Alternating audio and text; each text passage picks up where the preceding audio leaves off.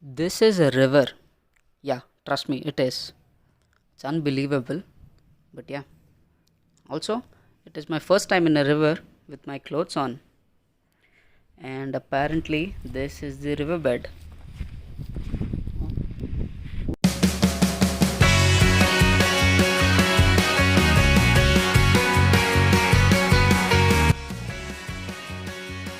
Hello, everyone. That's right, today we are heading towards a river. It is called the Jaimangali River. Well, that's because it flows through a conservation forest called the Jaimangali Blackbuck Conservation Forest, which is home to thousands of endangered blackbucks.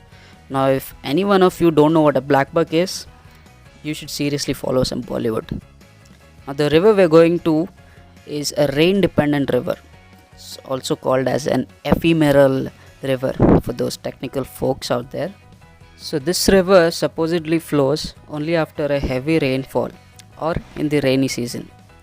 Well, it's essentially a monsoon dependent river, is what we can say. Now, honestly speaking, I have no idea what to expect of the river, but my guess would be I doubt I'd see any water over there. I have a hunch that my guess is correct because I'm guessing while I'm recording this video. Honestly, I really hope to see some water over there because what better way to conclude a long ride after a good soaking in the river? Guys, just ignore the speedometer, okay? Because one, it's broken, obviously, and second, clearly I'm a pro at this. Jokes apart, water scarcity is a very generic and common issue in most states.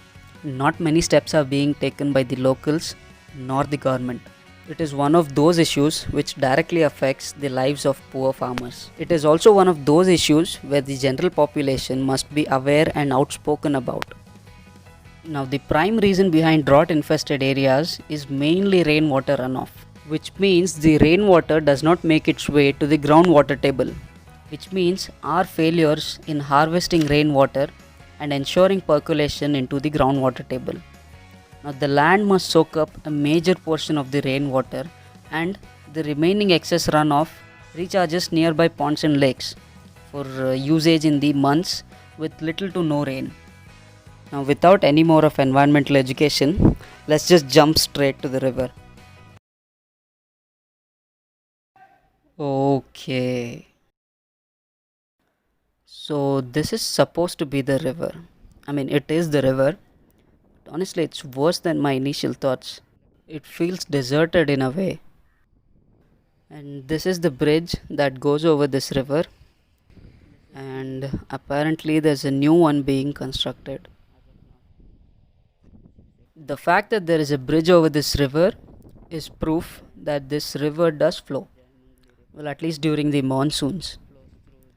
I asked some locals and they said it's been quite some time since we've seen water here.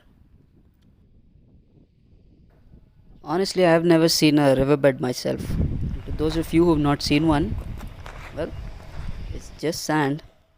Premium, top quality sand, if you ask me. Well, I really can't believe I'm standing in a riverbed. Like, wow. And if you look a little deeper, you'll see what I mean. See? It's wet sand. That's moisture right there. So it looks like water does flow here. And that's the new and old bridge. And that is our ride back home. Honestly, it is quite dangerous out here.